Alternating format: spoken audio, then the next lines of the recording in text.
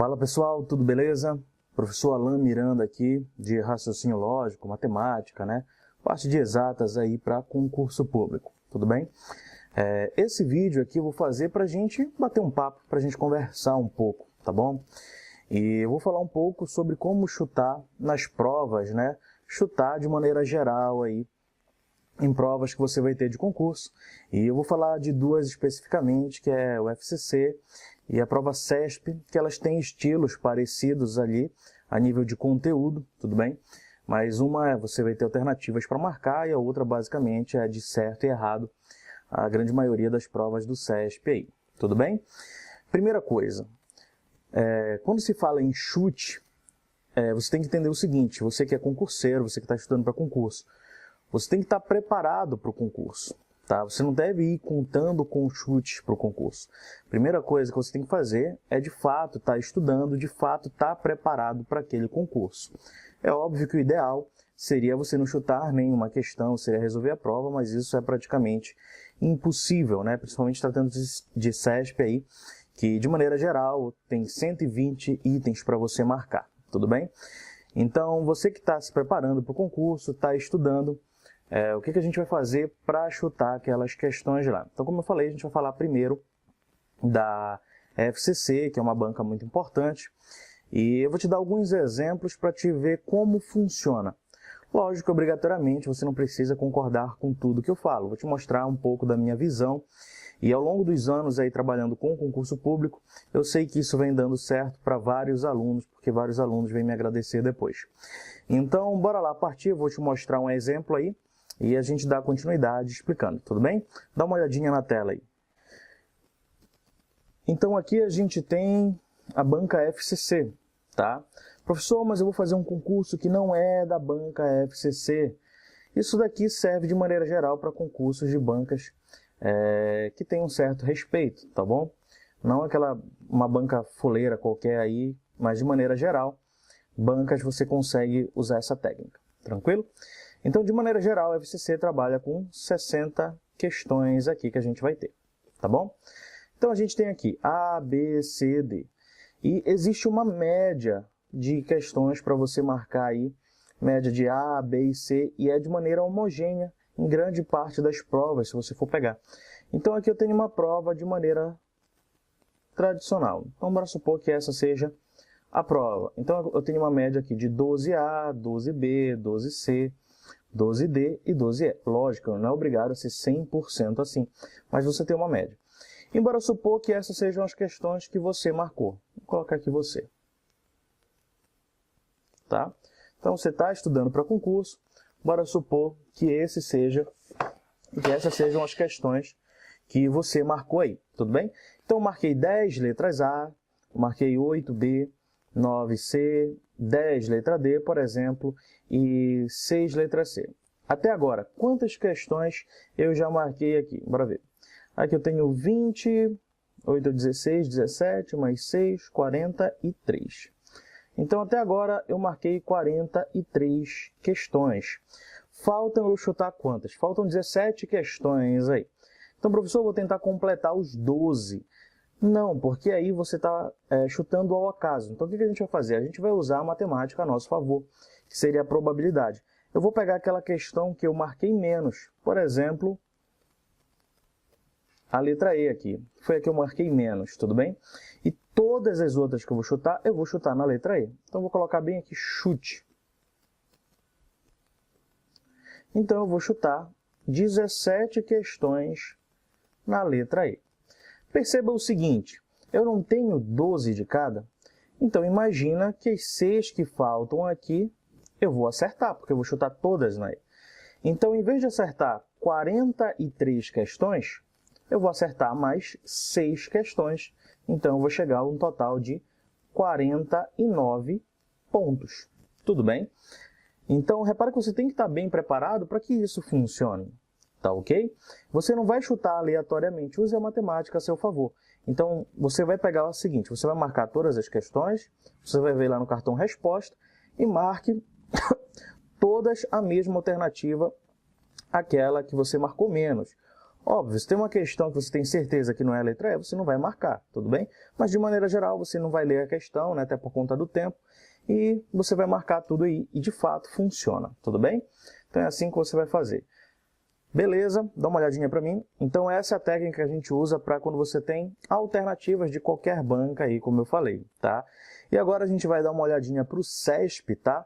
Trabalhando com certo e errado. Estou só dando exemplos aleatórios aqui de possíveis provas que você pode marcar, de possíveis pontuações que você vai fazer, como eu falei, apenas um bate-papo, tá? Então, bora olhar aí para a próxima banca, né? No caso o CESP. O CESP trabalha em geral com 120 itens, tá? Então, aqui você tem a prova. Se você for perceber, você tem uma média também, 60, 60. Como eu falei, não obrigatoriamente, pode ser tipo 58, 62, né? Um vai ser o complementar do outro. Embora supor que esse daqui seja você. Por exemplo, né? Você marcou esses itens aqui. Em geral, o cara falou, não vou chutar porque eu vou garantir só aquelas questões que eu tenho certeza que eu fiz na prova. Se eu marquei 30 certo e 42 erradas, ao todo, eu já tenho aqui 72 questões marcadas. E, eventualmente, eu vou errar uma ou outra, né? Mesmo tendo certeza daquelas questões que eu estou fazendo, às vezes tem uma pegadinha ali que a gente passou despercebido. E, embora supor o seguinte, que eu errei 6 questões. Como uma certa anula uma errada, então é como se eu tivesse 12 pontos a menos, tudo bem? Então aqui eu tenho 60 pontos, né? Isso aqui são pontos líquidos ali, tá? Então a minha prova eu estou com 60 pontos. Tratando-se de CESP, você tem que ter uma média ali de 75% da prova para você estar na disputa, de maneira geral, tá bom? Então, percebe que com 60 pontos eu não estou dentro da disputa, então eu vou ter que arriscar alguma coisa, tá? Beleza, mas o que eu vou arriscar? Eu vou pegar aquilo que eu fiz menos pontos. Então, eu vou pegar, por exemplo, questões certas. Repara o seguinte, eu já marquei 72 itens. Para completar os 120, falta eu marcar 48 questões. Então, eu vou marcar todas na que eu marquei menos. Então, eu vou marcar 48 certas. Todas eu vou marcar na que eu vou marcar em menos. Então percebe o seguinte, eu já tinha marcado 30 e agora eu vou marcar 48. Então aqui eu já tenho 78 questões certas. Mas olha lá na nossa média, quantas questões certas eu tenho na prova? 60. Então é como se fosse o seguinte, o que passou de 60 eu errei, então eu errei 18 questões, tá bom?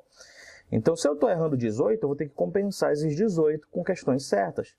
18 mais 18 dá 36. Então, eu vou ficar com 36 pontos a menos. Consegues entender? Beleza, bora subtrair aqui. Então, aqui vai dar 2 e aqui vai dar 4, 48. Então, é como se eu tivesse 48 pontos líquidos aqui. Então, percebe o seguinte. Eu tinha 30 certas. Agora, é como se eu tivesse 42. E eu tenho 42 erradas. Então, bora fazer um novo total aqui embaixo. Então, o meu novo total vai ser o seguinte, 42, agora do certo, mais 42 do errado. E eu vou passar a ter 84 pontos. Supondo que eu tenha errado as mesmas questões ali, né, as mesmas 6 questões, então eu vou ter 12 pontos a menos agora. 12 pontos a menos, isso aqui vai dar 72. Tá ok? Então, olha a diferença que eu tenho aqui. Antes do chute, eu estava com um total de 60 pontos líquidos.